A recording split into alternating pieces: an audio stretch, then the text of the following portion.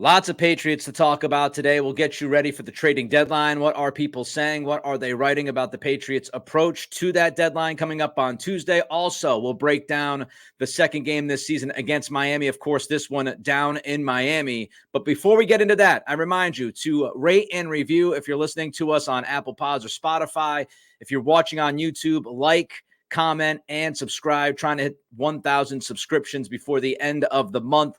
We've got under 100 to go. I always appreciate your support. All right, the trading deadline coming up on Tuesday. What will the Patriots do at said deadline? Lots of people talking, lots of people writing.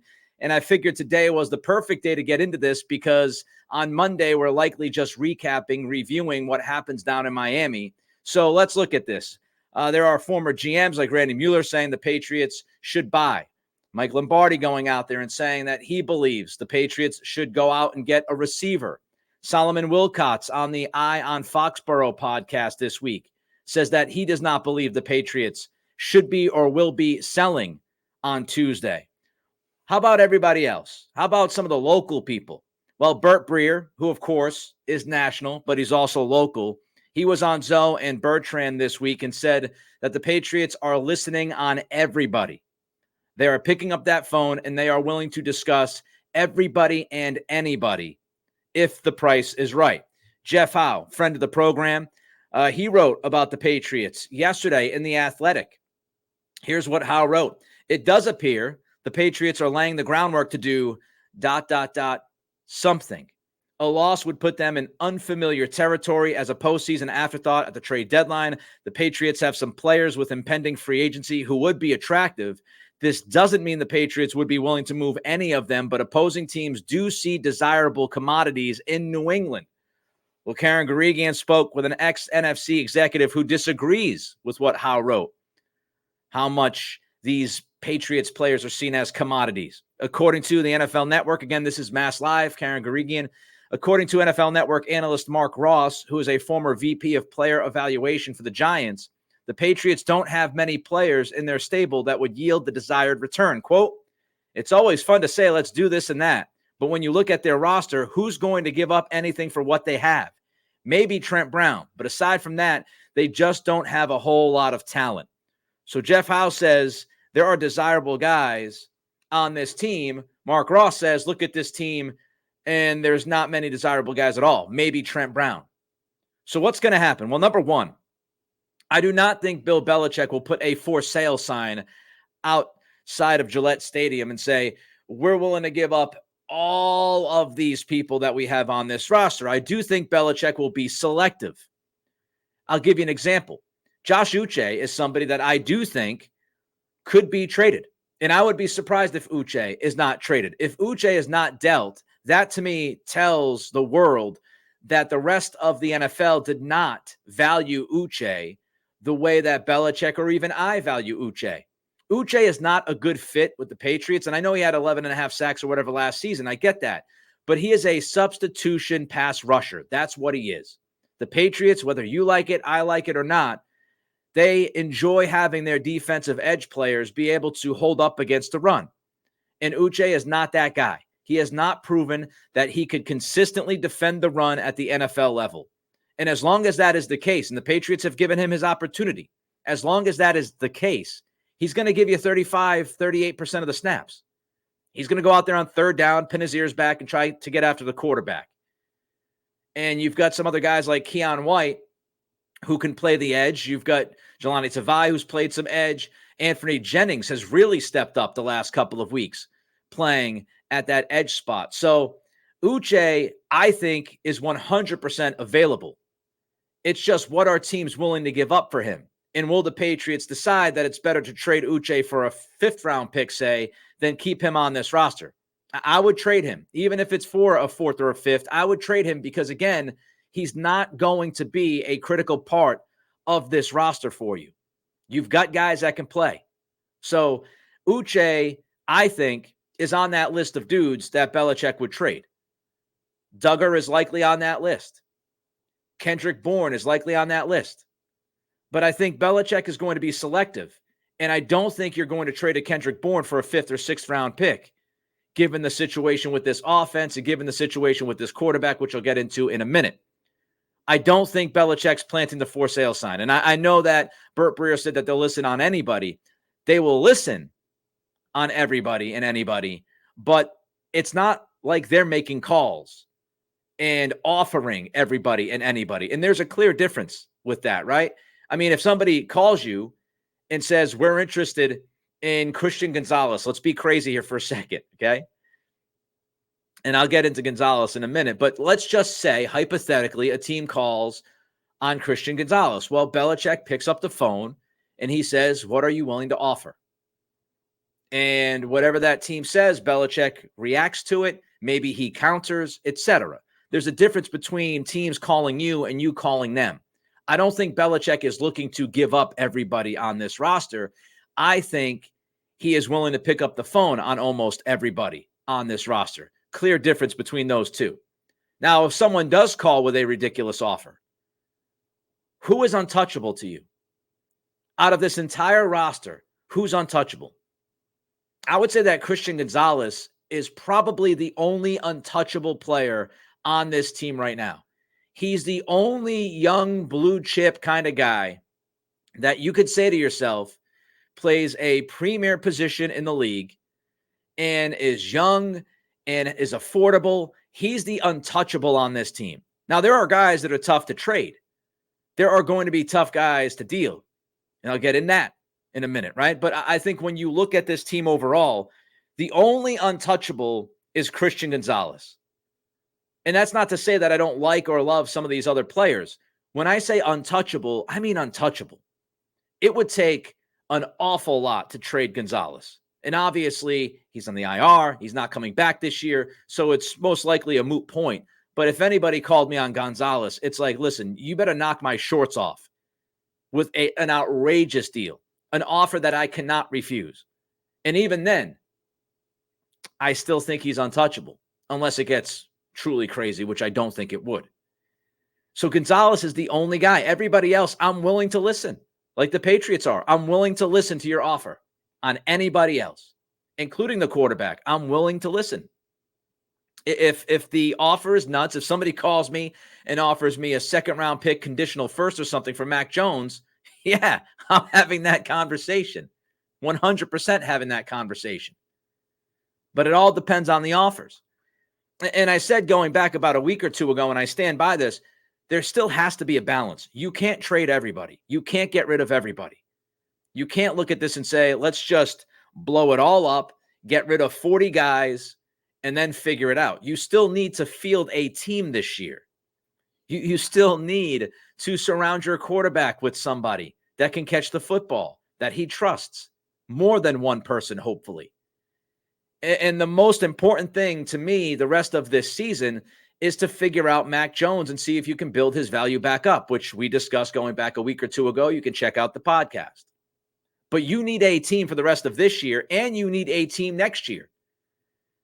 Somebody like Kendrick Bourne, I'm holding on to unless the offer is too good to pass up. Trent Brown, I'm holding on to unless the offer is too good to pass up. Trent Brown has been tremendous this year for the most part. He has been one of the best offensive tackles in football. And yes, he has plays that he takes off. And yes, he doesn't always show the effort. He's not always engaged every single snap of the football. That is part of Trent Brown's story. But for the vast majority of this season, Brown has been really, really good. And he's my left tackle. And if I want to get the most value out of Mac Jones, whether I want to keep him in 2024 or try to trade him for a better pick this offseason, if I want the best value out of Mac, I'm keeping my left tackle and my best offensive lineman this year in Trent Brown. I'm keeping that guy. Unless somebody offers a second-round pick or something crazy, I'm keeping him. Same thing with Kendrick Bourne. I'm keeping him. Those are two players that you could arguably bring back next year, and they inherently bring value to this team. And there are other guys that it would be difficult for me to wave goodbye to unless I'm knocked over. Hunter Henry is another one. A friend of Mac off the field, somebody who Mac trusts, somebody who has played good football here, somebody who you might, as Greg Bedard pointed out to me last week, you could end up franchising because the franchise number isn't too outrageous for tight end, and you really don't have anybody. I mean, Pharaoh Brown's done a good job. Let's see if that continues. but there are players on this team that are worthwhile to hold on to. The only one that's untouchable, though, to me is Gonzalez. You need to help your quarterback, and to get some draft capital would be nice. The devil's in the details. Who do you deal, and what do you get in return for dealing that player? It's going to be an interesting few days, and of course, you wonder how much this game in Miami is going to impact the decision-making on Halloween, whether or not Belichick is willing to give up certain players. You go down and you beat Miami this weekend, I think that changes some thoughts, because now you're 3-5. You've got Washington coming up. Then you've got the Colts. So this weekend could be the difference between the willing and able to do whatever and anything at the deadline versus, all right, we really, really need to be calculated about this. And maybe you entertain buying somebody for a cheap price if you win in Miami. Not saying that's what they should do. I'm just telling you how they will think. If you beat Miami in Miami this weekend, it opens the door to different questions that have to be asked about this trading deadline. All right, we'll dive into the Dolphins-Pats matchup in a moment. First, again, rate and review Apple Pods and Spotify. If you're watching on YouTube, just take a second on this Friday before you begin your very, very busy weekend and give us that thumbs up. It's always appreciated. Comment as well. Had some pushback yesterday about the title of the pod. I was asking the question if Belichick has figured things out or is starting to figure things out. It was a question, not a statement, but you can comment. I enjoy going back and forth with all of you, even those who disagree. And subscribe, trying to hit 1,000 subscriptions by the end of October. Okay, Patriots offense, Miami defense. Miami's defense is 24th in DVOA. That's not very good. They're 27th in scoring defense as well. Ipso facto, Miami's defense hasn't been great this year. This is not one of the best defenses that you are going to see. Now, if certain guys come back, that might change things a little bit. We'll talk about that later on. But the biggest question offensively, of course, is Mac Jones. Does Mac Jones follow up his very good performance last week? I had it as a B+ against Buffalo. Does he follow up that B+ with another high-grade performance against the Dolphins on Sunday? If he comes back on Sunday and looks like the Mac versus the Raiders, or even worse, God forbid, the Mac that we saw, the broken quarterback against Dallas in New Orleans, then the Buffalo game doesn't mean nearly as much. But if he goes out there on Sunday in Miami and he plays very good football, now you start to build that confidence, right? You look back, you say he was really good against Buffalo. He was really good against Miami. He goes against Washington and then Indy, two teams that he could be good against. Maybe, just maybe, he starts to string together a few very good starts. And that would mean an awful lot for him. It would also mean an awful lot for this team and an awful lot for his value as we continue to talk about that. So will Mac be able to put back-to-back really good performances out there on the field? He's going to have to be ready for post-snap reads. Vic Fangio, we know this. We talked about this before the Week 2 game. Fangio likes to disguise. He will change his coverages post-snap, and Mac has to be ready for that. And what would help Mac is if the Patriots continue to attack the middle of the football field, because that's where Mac has been very good throughout the year. Phil Perry had this on X. Actually, it was on NBCSportsBoston.com, linked from his X. But here's what Perry wrote about Mac Jones throwing in the middle of the football field. Jones has diced up defenses in the short to intermediate middle of the field.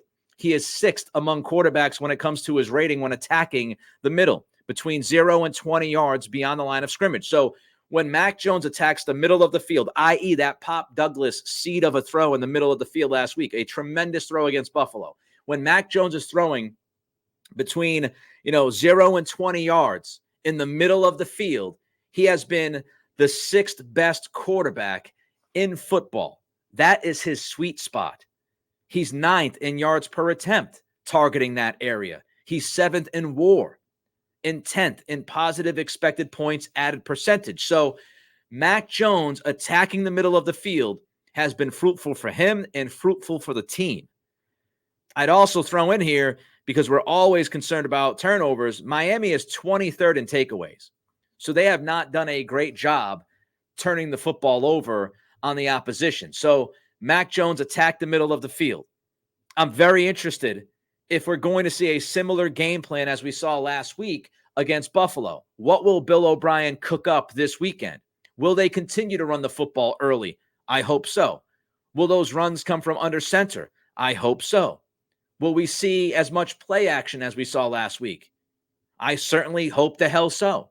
Something else that they did a great job of last week, this offense, was attacking Buffalo's defense horizontally. And I think we'll see more of that this weekend. Attack defenses horizontally to allow your guys like Kendrick Bourne and Pop Douglas to get into space. Allow them that wiggle room. Give them the space. Attack defenses horizontally, because attacking them vertically, as we've seen, doesn't necessarily work consistently, if at all, with this quarterback. Mac's strong suit is not chucking it downfield. So if you're going to try to pick up chunk plays, I think a lot of those chunk plays are going to come off of horizontal action. So attack Miami horizontally. Will we see that? And lots of motion. We discussed this earlier in the week, reacting to that Buffalo game. The Patriots used a ton of motion against Buffalo. About 73% of the snaps had pre-snap motion to them against the Bills. And it wasn't just the fact that the Patriots ran a lot of motion. It's the fact that the Patriots were very successful off of that motion. Andrew Callahan this week on Boston Sports Tonight pointed out that off of those motion plays, the Patriots averaged over 10 yards per play. They were picking up chunks off of motion. I'd be shocked if we don't see a lot of motion on Sunday against Miami. Callahan, during the same appearance on BST, also pointed out that Miami's defense gives up a passer rating of 124 against motion. So you put all of those factors together. Patriots ran a ton of motion against Buffalo. They were very successful running that motion against Buffalo, and they're going against a defense this weekend that has been putrid against motion, which is kind of surprising because their offense, Miami's offense, involves so much motion. You would imagine that their defense would be used to that, but apparently not. So there is a weakness there that the Patriots can pick apart, and I hope I see a lot of motion on Sunday. The other part of motion, and this is also from Andrew Callahan, who does a great job with the Herald.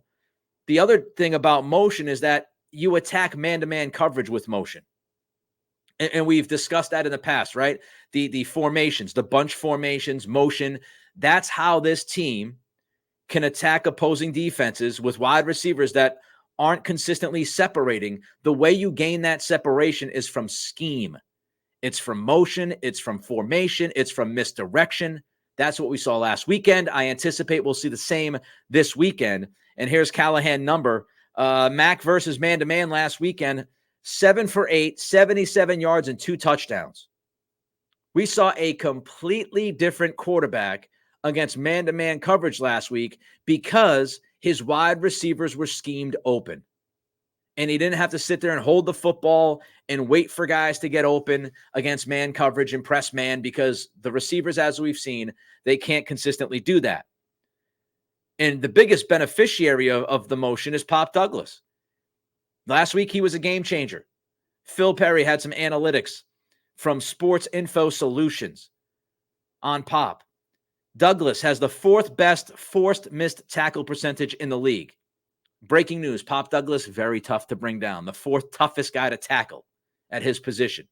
His yards after catch per reception is 6.1. That's the 11th best mark in the league for wideouts. And yes, it's a smaller sample size than many others, but the point is, Pop is producing when he's been given the opportunity.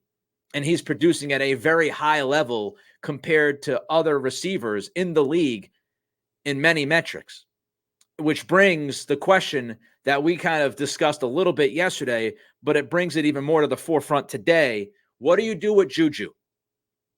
Is Juju going to play? If Juju plays, how much will he play? And how many snaps will he take away from Pop Douglas? I hope that number is 0.0. But we'll see. And Phil Perry, again, friend, does some great work for NBC Sports Boston. He wrote about Pop Douglas versus Smith-Schuster. And here's what Perry wrote. Douglas's yards per route run is about 150% better than Juju's. His yards after the catch per reception is about 150% better than Juju's. Smith-Schuster ranks 96th and 95th in those metrics, respectively.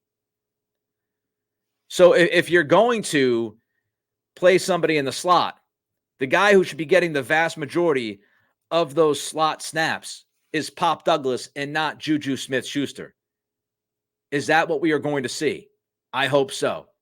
I said it on yesterday's pod. If Parker's getting 35, 40 snaps and Juju's getting 35, 40 snaps, I'm about to move some furniture in this room.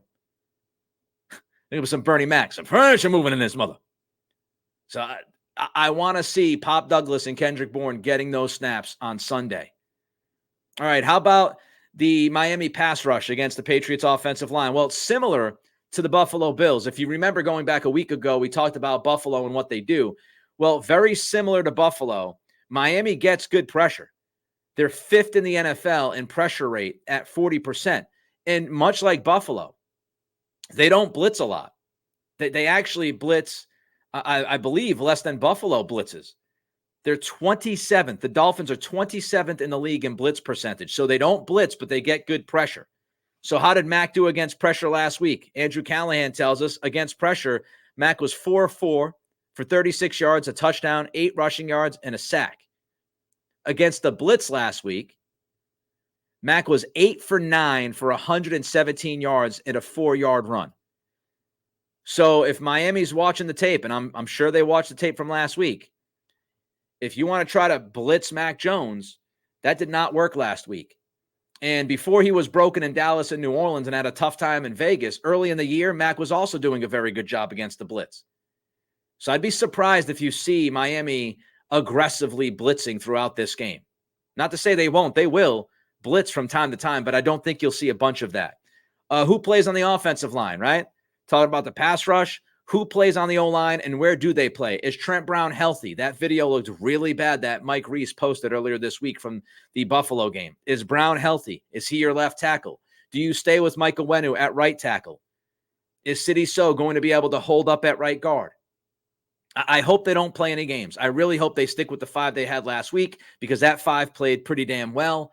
And there's the point where you've got to solidify what you have and roll with what you have. If Riley Reif gets healthy and you want to replace Sidney So at right guard, okay, that's a conversation we can have. But right now, stick with the guys that played last week and stick where they were and keep them where they were.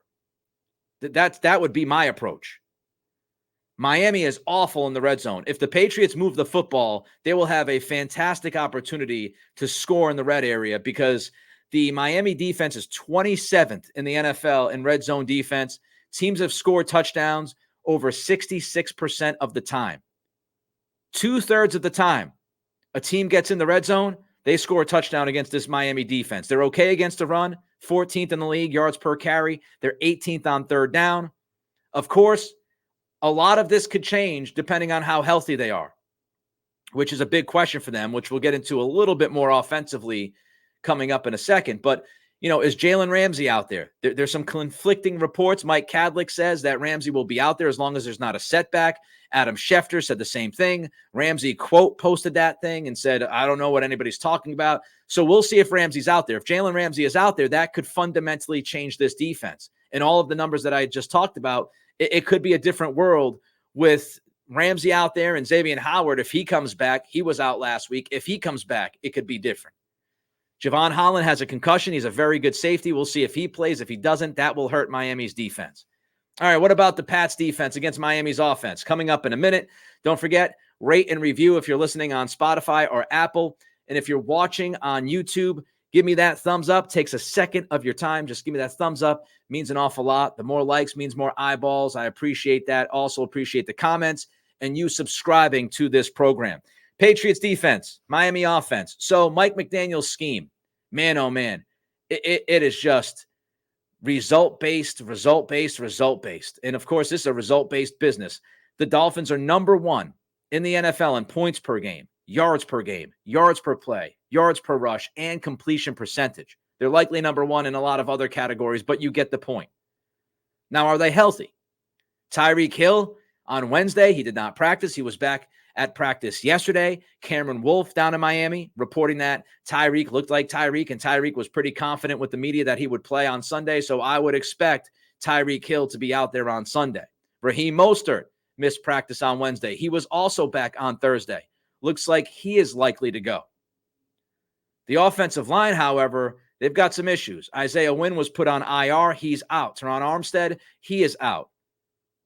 And so the offensive line is dealing with two backups, and they're not very good to begin with on that O-line. So I think they're susceptible up front.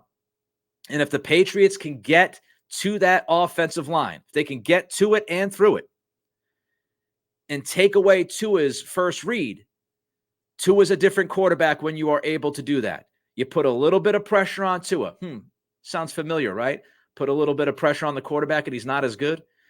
You get pressure on Tua, you take away that first read, Tua's a different guy. And Tua is prone to be a little panicky and to turn the football over from time to time when that first read is taken away. So will the Patriots be able to get pressure on Tua? Will they blitz? Yes, they will blitz. Why do I know that? Because they've done it all year. The Patriots are one of the most blitz-heavy teams in the league. Last week, they blitzed Josh Allen a ton. A boatload of blitzes thrown at Allen, and it worked. The Patriots blitzed a ton, and they got a ton of pressure. The prior two games without Matthew Judon, they got almost no pressure. Last week, it was a different story. So I anticipate the Patriots blitzing Tua an awful lot on Sunday, which would mean they will play differently than they played week 2. Because week 2, they didn't necessarily blitz a ton. They laid back with a 3 safety look, right? And they said to Miami, try to dink and dunk us to death. Kill us by 1,000 paper cuts. That's what they did against Miami in week 2. I think this weekend without Judon, you will see that blitzing once again because that's what this defense does to get pressure. And they want to get pressure on Tua. I think you'll see a more aggressive game plan against Miami because, number one, it was successful last weekend going after Josh Allen, and it's what this defense does aside from the first Miami game. Number 2, I think the Patriots have to jam the wide receivers. They did not jam the wide outs enough in week 2. You go back to that Tyreek Hill touchdown against Duggar. It was absolutely ridiculous. Nobody put a body on Tyreek Hill. I think you'll see the cornerbacks jam at the line. You have J.C. Jackson and Jonathan Jones. Jonathan Jones missed that Dolphins game week 2. Don't forget that. And we know the history of Jones against Hill. It's very, very good. Jones has done a fantastic job against Tyreek Hill in his career. So I think you'll have Jonathan Jones on Tyreek Hill once again. You'll have J.C. Jackson probably on Waddle. And you'll try to be physical with those guys at the line of scrimmage with some help over the top. You have to jam these wide receivers. You have to jam them. And we'll see if the Patriots, if they are more aggressive, what that means. Now, when they drop back and they're not necessarily playing 8 guys in the box, the Pats have to do a better job against the run. You know, Miami killed them week 2 with the run game. That can't be the case this weekend. When the Patriots are not playing with 8-man boxes, they have to be able to slow down the run, which I believe, yes, it starts in the middle most of the time with some inside zone stuff. But don't forget, Miami attacked the perimeter with the run game against New England in week 2. They attacked the edges, which brings me back to my Uche point, right? They were able to attack those edges, and the Patriots did not do a good job of containing. This weekend on Sunday, they have to contain the edge. They have to hold the edge. Anthony Jennings has to hold the edge. Keon White is back on the practice field. If he plays on Sunday, he has to be disciplined. He has to be able to hold the edge. Wise has to be able to hold the edge. Whoever's out there, Tavai, I think you'll see a lot of Jennings and Tavai on the defensive edge this weekend to try to slow down the perimeter runs by this Miami offense. Win the line of scrimmage. You do that, you'll be good. You'll be in good shape. In New England overall, they've given up the 3rd lowest amount of explosive plays per game. So we know Miami thrives on explosive plays. The Patriots have done a really good job of limiting those kinds of plays this year. If they can do it again on Sunday, I think that they will be able to at least somewhat limit this offense like they did in week 2. Of course, the biggest part of that, the biggest part of the idea of limiting this Miami offense is red zone defense. And in week 2, the Patriots did a terrible job in the first half of red zone defense. I think it was 2 out of 3 of those red zone drives, the Dolphins got touchdowns. If you're going to give up some yards against Miami, that's fine. But you got to clamp down in the red. You have to. You have to step up in the red zone. Miami has the best red zone offense in football. They have scored. This is nuts. This is crazy. The Dolphins offense in the red zone, they have scored touchdowns on almost 78% of their red zone drives. Last year, the number 1 team was Dallas. They were in the low 70s. Miami's in the high 70s. So if/when they get to that red zone, you've got to step up and play, and you've got to step up and make plays. So we'll see if they do that. Also, goes hand in hand with what I just said, tackle. Pats were terrible tackling against Buffalo. Gerard Mayo mentioned it this week. Absolutely brutal missed tackles. Miles Bryant had a number of them. Kyle Duggar had a number of them. You cannot have missed tackles against Miami. If you miss some tackles, those 5-yard gains turn into 15. Those 15-yard gains turn into 30. You get the point. All right, prediction coming up. Don't forget, Spotify, Apple, rate and review. Also here on YouTube. Give me that thumbs up, comment, and subscribe. New England, 1-5 the last 6 games in Miami. We know the history. They haven't played well in Miami. Even with Tom Brady, they did not play well in Miami. With Tom Brady, 8-10.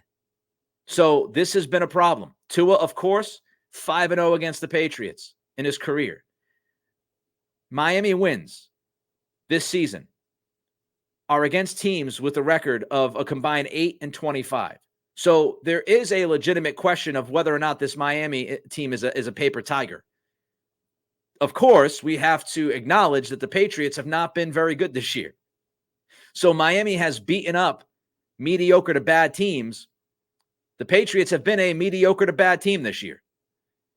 So even if they are a quote-unquote paper tiger, I don't think that means the Patriots have any easier of an opening here to win this game on Sunday, because the Patriots have to figure out what they need to do and get their ish straight for a second straight week. We saw some bad habits creep up late in that game against Buffalo. The Bourne fumble, the low flag, the defense giving up 2 touchdown drives. So what Patriots team will we see? Will we see the first 3 quarters Patriots against the Bills, or the fourth quarter Patriots against the Bills this Sunday? So again, Tua 5-0, Pats 1-5 their last 6 games. Brady was 8-10 in Miami. If the Patriots win, if they win, watch out. And what I mean by watch out, they have a legitimate shot, if they win this game on Sunday, of starting to turn this narrative. Back-to-back games against division teams. They'd be 3-1 in the division. They would have beaten 2 good teams back-to-back weeks. One of those teams on the road in Miami. I just told you, very tough place to play. They have not done a good job down there. They go down to Miami and they beat this Dolphins team. They will then be 3-5. You got Washington at home next week. Then the week after that, you've got the Colts in Germany against Gardner Minshew. You could be 5-5. There is a pathway to get to 5-5. But you have to win this game on Sunday. So if they win this game, and it's a huge if, but if they win this game, the narrative could start to change and the expectations could start to change. And we look back at that Dallas and New Orleans and Vegas trio of games and say, they learned from them. It was awful. They looked broken, but they learned from them and they're starting to play better football. And will they be able to carry that momentum into the Washington and Indy game or games? So we'll see. If the Patriots win on Sunday, it gets interesting. That's all I'll say. Now, the line for this game, Dolphins minus 9.5. The over-under is 45.5. I think that number is too large. I think the Patriots can stay within 9.5 points of Miami on Sunday. I think the Patriots can do a decent job with Jonathan Jones back in the lineup of somewhat limiting this Miami offense. And I think this Patriots offense can move the football, especially if Jalen Ramsey is not playing and Holland is not playing. We'll have to wait and see on that. But I do like the Dolphins to win this game, but I think it'll be closer than the 9.5, and I would go over on the 45.5. All right, we'll see what happens on Sunday, Dolphins versus Patriots. I hope you enjoyed today's show. We're back on Monday to recap what happened. Also, we'll be around for any kind of breaking news. Have a great weekend. Be safe, be well, have some fun, and we'll catch up with you on Monday. It's the Nick Cattle Show.